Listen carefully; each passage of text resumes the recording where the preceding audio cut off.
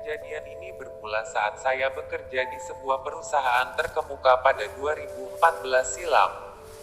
Saat itu saya bekerja sebagai sekretaris junior, tetapi setahun kemudian diangkat menjadi sekretaris utama karena yang sebelumnya terdiagnosa kanker dan harus meninggalkan perusahaan.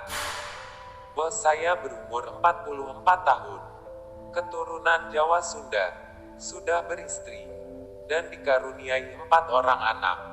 Ia memiliki citra baik sebagai seorang bos, sangat sopan dan berkarismatik.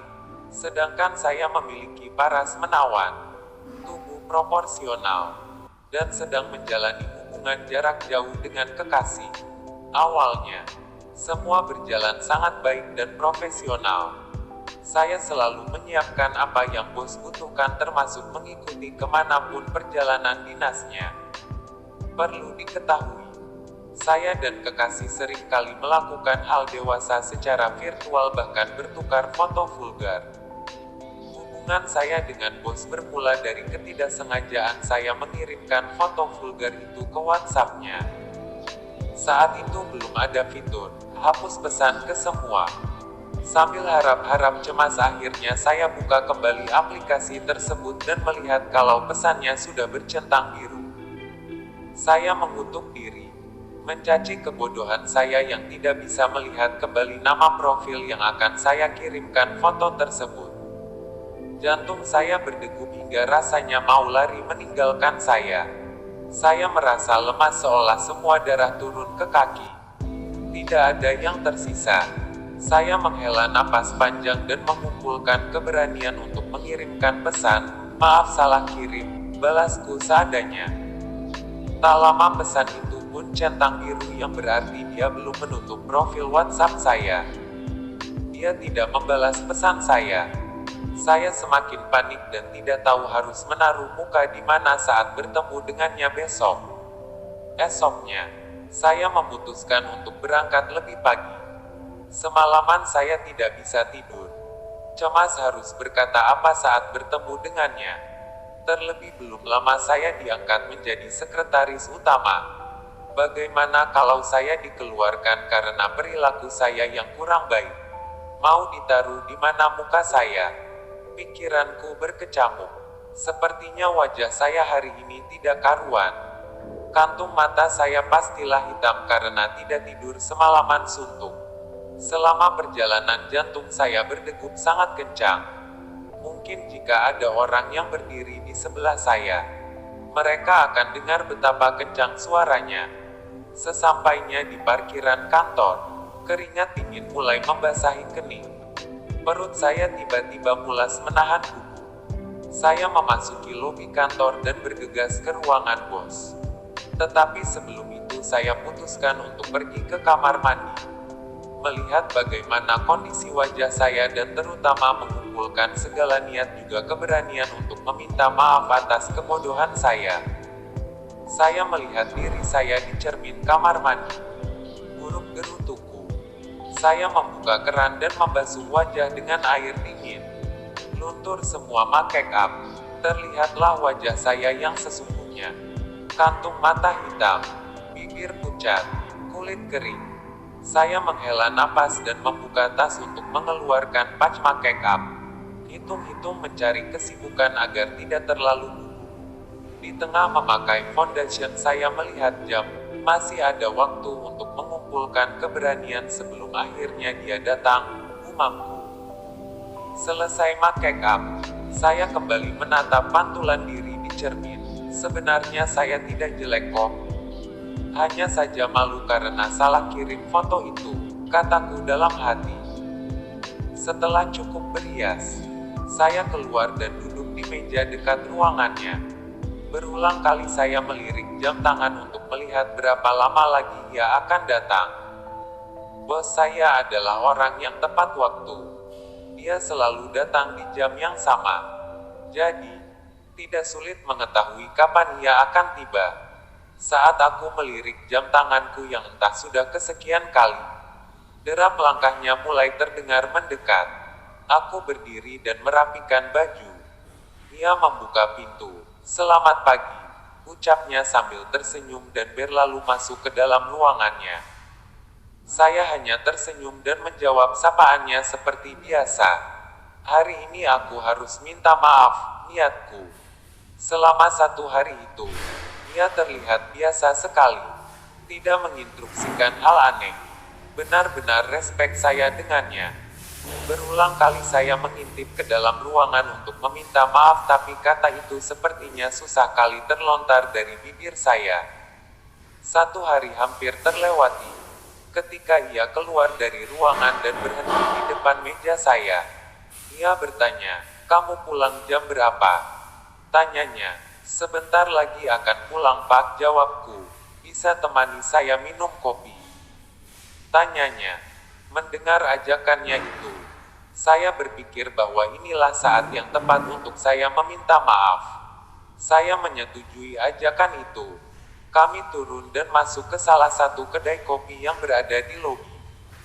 Saat tiba di kedai dan sudah memesan kopi, saya membuka obrolan tentang insiden salah kirim pesan itu. Belum selesai bercerita ia sudah menyela pembicaraan saya. "Forget about it. Saya paham kamu LDR. Foto itu pun sudah saya hapus," katanya. Saya makin respek dengannya. Sejak kejadian itu, kami jadi makin akrab, bahkan terbawa sampai di luar lingkup kantor. Sering kali saya diundang ke rumah untuk bertemu dengan keluarganya. Dia pun sangat perhatian hingga sering mengirimkan pesan singkat sebagai cara menunjukkannya. Ada hal yang membuat saya nyaman saat berada di dekatnya. Ia sangat pandai membangun suasana dengan gurauan-gurauannya. Saya kerap kali tertawa terbahak-bahak jika dia sudah melontarkannya. Mungkin kedengarannya salah, tetapi seiring berjalannya waktu saya masuk ke dalam perangkap. Saya tidak bisa menghapus ingatan tentang bos saya itu, bahkan sering kali saya berfantasi dengannya. Bila memang saat itu saya sudah punya kekasih. Hubungan kami pun terjalin cukup lama dan dia sudah memiliki keluarga. Tapi saya benar-benar tidak bisa membuang hal tentangnya sekalipun saya mencoba berulang kali. Kedekatan kami makin intens. Tetapi tidak ada satupun orang kantor yang mengetahuinya. Kami sangat profesional saat bekerja dan dengan citra baik bos saya, ia jauh sekali dari skandal negatif. Saat itu hari raya Nyepi. Saya diundang untuk makan siang bersama di salah satu restoran. Saya menyetujui ajakannya dan ketika datang saya hanya melihat ia duduk seorang diri. Tidak biasanya ia datang sendiri. Apalagi saat hari libur. Entah apa yang salah dengan saya. Sepanjang hari saya berusaha untuk menggodanya. Mulai dari gerak tubuh hingga memancing obrolan yang menjurus ke arah sana. Gayung pun bersambung. Ia merespons godaan saya. Setelah makan siang, kami pergi ke hotel terdekat. Dari sanalah hubungan terlarang ini dimulai. Ia tidak hanya menjadi kekasih bagi saya tetapi juga kakak dan mentor bagi kehidupan saya. Ia sangat gentleman dan tahu bagaimana cara memperlakukan wanita. Selama menjalin kasih dengannya, saya tidak hanya mendapatkan gaji tetapi juga gaji kedua yang jumlahnya cukup besar. Hubungan terlarang kami berjalan selama 2 tahun.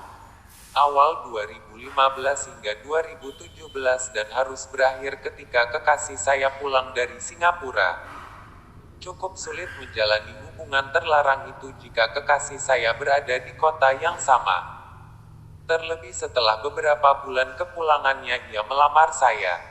Tentu saja saya menerima lamaran tersebut. Agar tidak memancing kecurigaan jika saya mengulur-ulur waktu untuk menjawabnya. Tetapi dalam hati saya yang terdalam terdapat kegalauan dan kesedihan luar biasa. Pinangan itu membuat saya harus memutuskan hubungan dengan bos saya tercinta. Saya galau bukan main. Saya bingung. Bagaimana kalau tiba-tiba saya merindukannya? Batin saya berkecamuk. Saya memendam kegalauan itu rapat-rapat dan berusaha bertingkah normal di depan kekasih saya. Setelah melewati proses pemikiran yang sangat panjang, Akhirnya saya memutuskan untuk berbicara dengan kekasih saya. Bagaimana kalau aku resign dari kantor? Boleh, tanyaku. Kekasihku menyetujui dan bilang kalau ia mendukung semua keputusanku. Berat rasanya menulis bahkan mengajukan surat resign ketika sudah terikat perasaan dengan atasan. Tetapi saya tidak mungkin mengecewakan kekasih saya dan memilih seseorang yang sudah berkeluarga. Jika saya memilihnya, hubungan kami belum tentu memiliki ujung yang diharapkan. Saya juga tidak tega melihat keluarga yang harmonis hancur hanya karena keberadaan saya. Saya menaruh surat resign di meja bos saya. Ketika ia membacanya dan terlihat sangat sedih. Hari terakhir saya bekerja tiba. Ia mengurung diri di ruangannya dan tidak menemui saya. Saya mengundangnya ke pernikahan saya. Tetapi ia tidak datang. Ia hanya mengirimkan karangan bunga dan amplop berisi cek puluhan juta tanpa ada surat di dalamnya. Hubungan kami sudah berakhir. Tapi kesedihannya bahkan masih terasa sampai saat ini.